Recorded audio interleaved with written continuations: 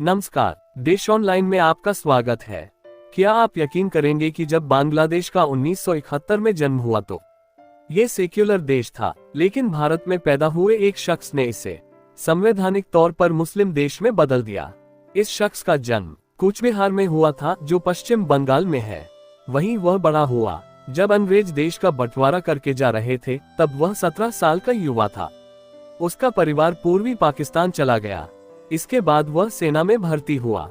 इस शख्स ने सैन्य प्रमुख के तौर पर तब पद संभाला जब बांग्लादेश एक नए देश के तौर पर पैदा हो रहा था, एक सपने को पूरा करने का सपना संजोए हुआ था। बाद में इसी शख्स ने इस देश को उस रास्ते पर आगे बढ़ा दिया जहां से उसमें कट्टर मुस्लिम ताकतों का उभार शुरू हुआ, जिसे अब हम साफ तौर पर देख सकते हैं। इस शख्स का नाम है जनरल हुसैन मोहम्मद इरशाद। वह एक मुस्लिम परिवार में 1 फरवरी 1930 को पैदा हुआ, जिसने 1983 से 1990 तक बांग्लादेश के राष्ट्रपति के रूप में कार्य किया।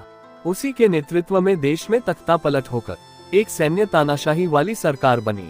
सैन्य शासन के दौर में तख्ता पलट किया। जनरल इरशाद ने 24 मार्च 1982 को राष्ट्रपति अब्दुल सत्तार के खिलाफ रक्तहीन तख्ता पलट के दौरान सेना के प्रमुख के रूप में सत्ता पर कब्जा कर लिया। फिर मार्शल लॉ लगाकर और संविधान को निलंबित करके खुद को 1983 में राष्ट्रपति घोषित किया। बाद में 1986 में विवादास्पद बांग्लादेशी राष्ट्रपति चुनाव जीता।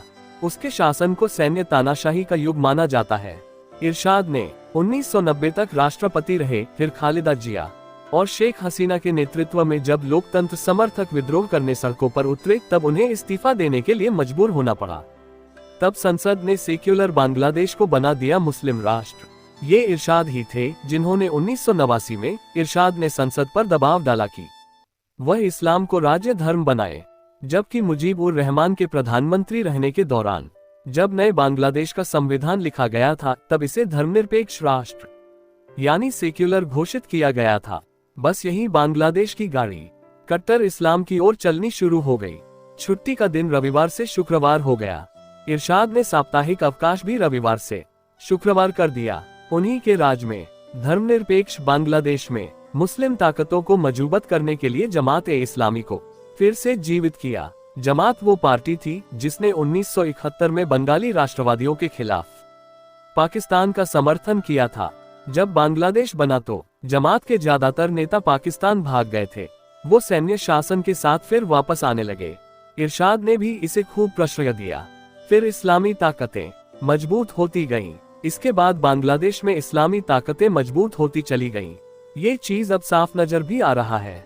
जमात को आईएसआई की ओर से पूरा प्रश्रय मिलता है। देश में शेख हसीना के खिलाफ माहौल बनाने के लिए आईएसआई ने जमात-ए-इस्लामी की पूरी मदद ली है। पिता कूचबिहार राजा के मंत्री थे। इरशाद के पिता मकबूल हुसैन एक वकील थे। कूचबिहार के तत्कालीन महाराजा के मंत्री के रूप में काम करते थे। बंटवारे के समय वह 1948 में पूर्वी बंगाल चले गए। इरशाद को 1952 में कोहाट के ऑफिसर्स ट्रेनिंग स्कूल से पाकिस्तानी सेना में कमीशन मिला। पाकिस्तानी सेना ने बंदी बना लिया था। बांग्लादेश मुक्ति युद्ध की जब शुरुआत हुई तो इरशाद को पाकिस्तानी सेना को अन्य बंगाली सैन्य अधिकारियों के साथ नजरबंद कर दिया गया। जब बांग्लादेश बना तो बांग्लादेश के राष्ट्रपति शेख मुजीबुर रहमान ने इरशाद को बांग्लादेश सेना का एडजुटेंट जनरल नियुक्त किया। जियाउर रहमान के खास आदमी बन गए। 15 अगस्त 1975 को शेख मुजीबुर रहमान की हत्या कर दी गई। मेजर जनरल जियाउर रहमान तख्ता पलट दिया। तब रहमान ने 1975 में इरशाद को डिप्टी सेनाध्यक्ष नियुक्त किया। बंगाली भाषण लेखन में प्रतिभा रखने वाले इरशाद जल्द ही जियाउर रहमान के सबसे करीबी राजनीतिक सैन्य सलाहकार बन गए। कैसे सत्ता में आए और हटे। 30 मई 1981 को जियाउर रहमान की हत्या के बाद इरशाद नई सरकार के वफादार बन गए। उन्होंने नए राष्ट्रपति अब्दुल सत्तार के प्रति वफादारी बनाए रखी। बाद में खुद 1982 में सैन्य तख्तापलट में सत्ता में आए। उन्होंने बांग्लादेश में नई जातीय पार्टी बनाई। हालांकि 1990 में उन्हें पद से हटना पड़ा।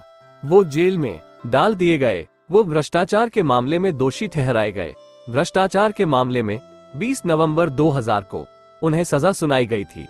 ढाका में 4 महीने जेल में रहने के बाद 9 अप्रैल 2001 को उन्हें जमानत पर रिहा कर दिया गया और फिर मृत्यु हो गई। इरशाद ने 1956 में रोशन इरशाद से शादी की। फिर उन्होंने एक शादी और की जो तलाक के साथ खत्म हुई। उसके अलावा जीनत नाम की महिला के साथ उनके अफेयर का मामला सामने आया।